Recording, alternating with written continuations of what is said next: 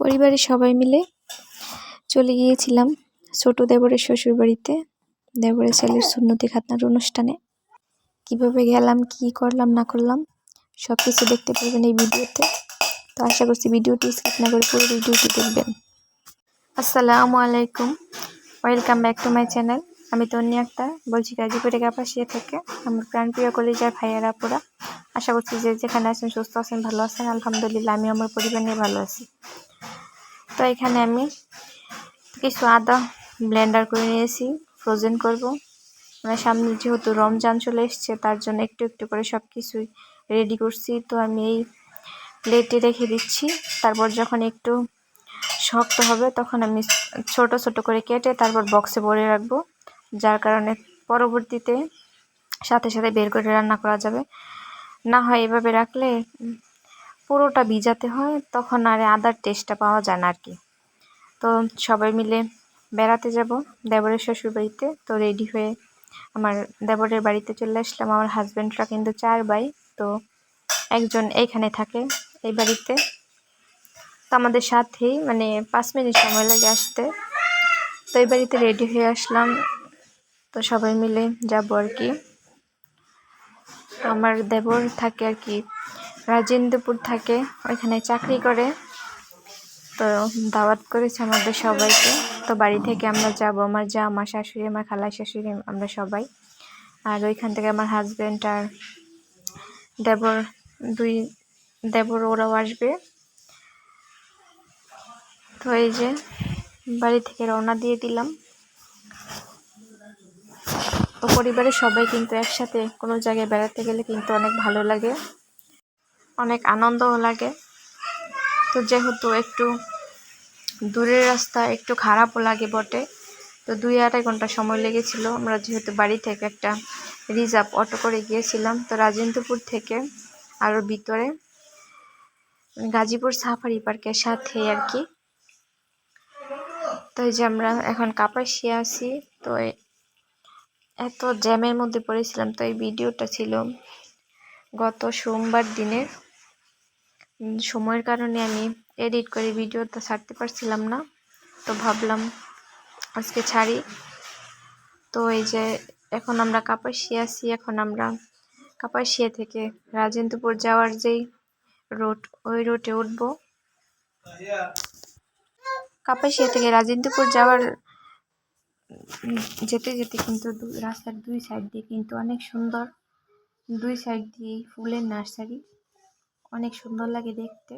তো আমি একটু ভিডিও করে নিচ্ছিলাম। এই তো কি সুন্দর সুন্দর ফুল গাছ। আমার মন চাচ্ছিল যে গাড়িতে নিয়ে যাই, যদি কেউ গাড়িতে থামাতো তাহলে আমি এখান থেকে ফুল গাছ নিয়ে যেতাম। মানে অনেক সুন্দর সুন্দর ফুল গাছ ছিল। তো মেয়েদের কিন্তু সবচেয়ে বেশি আকর্ষণ থাকে ফুলের প্রতি।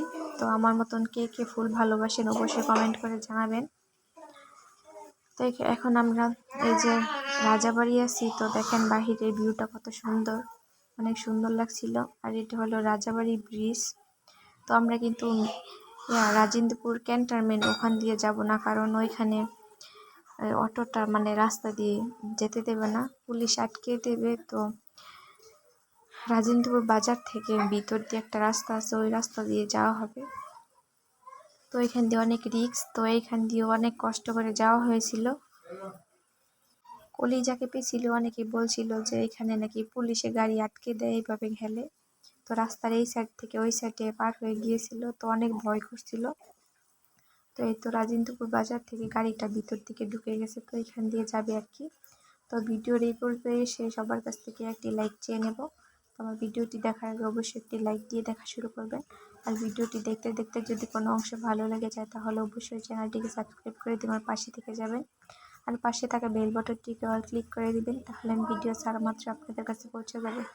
আর যারা যারা অলরেডি এই কাজটি করে দিয়েছেন তাদেরকে অসংখ্য অসংখ্য ধন্যবাদ। এই তো কথা বলতে বলতে চলে আসলাম। তো আমার দেবর গিয়ে আমাদেরকে রাস্তা থেকে নিয়ে আসছে। তো গাড়ি তাদের বাড়ির উঠান পর্যন্ত যাবে আর কি। তো এই তো বাড়ির উঠানে গাড়িটা চলে আসছে। যে এখন আমি ঘরে চলে যাচ্ছি। বাহিরে ওরা রান্না বান্না করছে, রান্না প্রায় শেষের দিকে, অল্প কিছু বাকি আছে। তাই তো ঘরের মধ্যে চলে আসলাম। এই যে আমাদের বাবাটা বসে আছে এখানে। তো এখানে আমার দেবর আর দেবরের শ্বশুর রান্না বান্না করছে, মানে রান্না শেষ, খালি শুধু পোলাওটা বাকি রয়েছে। তো এখানে বসে বসে রান্না করছে, আর এখানে আমি বসে একটু ভিডিও করে নিয়েছিলাম। তো আমার দেবর রান্না করছে, দেবরের শ্বশুর সাথে দাঁড়িয়ে আছে।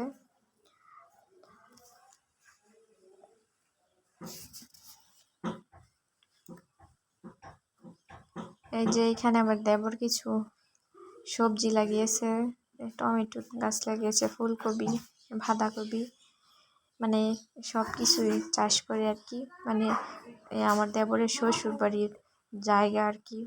তো এখান থেকে ফ্যাক্টরি 10 মিনিট সময় লাগে যেতে, তার জন্য এখানেই থাকে আর কি। তো আর অন্য কোনো ভিডিও করলাম না খাওয়া দাওয়ার, কারণ সবার সামনে ক্যামেরা ধরতে পারি না, আমার লজ্জা করে। তার জন্য আর খাওয়া দাওয়ার ভিডিওটা শেয়ার করিনি। ভালো আয়োজন করেছিল, মানে ছোটোখাটো একটা, মানে আমরা পরিবারের লোকজনকে আর কি দাওয়াত দিয়েছিল। তো এই তো দুপুরে খাওয়া দাওয়ার পরে আমরা আবার বাড়ির দিকে রওনা দিলাম। তো এখন বিকাল হয়ে গেছে, আসর আজান পড়ে গেছে। তো সাথে কিন্তু আমার দেবর আর হাজবেন্ডও বাড়িতে যাবে, তো ওরা বাইক নিয়ে চলে যাবে আর আমরা গাড়িতে যাব। তো এই যে রাস্তার মাঝে গাড়ি থামানো হলো। তো আমার মামা শ্বশুর এখান থেকে নাকি পেঁপে চারা নিবে বাড়িতে লাগানোর জন্য, আর আমি এই যে এখানে একটু ভিডিও করে নিচ্ছিলাম। তো আমার আজকের ভিডিওটি আপনাদের কাছে কীরকম লেগেছে অবশ্যই কমেন্ট করে জানাতে ভুলবেন না। আর যদি নতুন এরকম ভিডিও দেখতে চান তাহলে অবশ্যই কমেন্ট করে জানাবেন, আর চ্যানেলটিকে সাবস্ক্রাইব করে রাখবেন। দেখা হবে নতুন কোনো ভিডিওতে। সবাই ভালো থাকবেন, সুস্থ থাকবেন। আল্লাহ।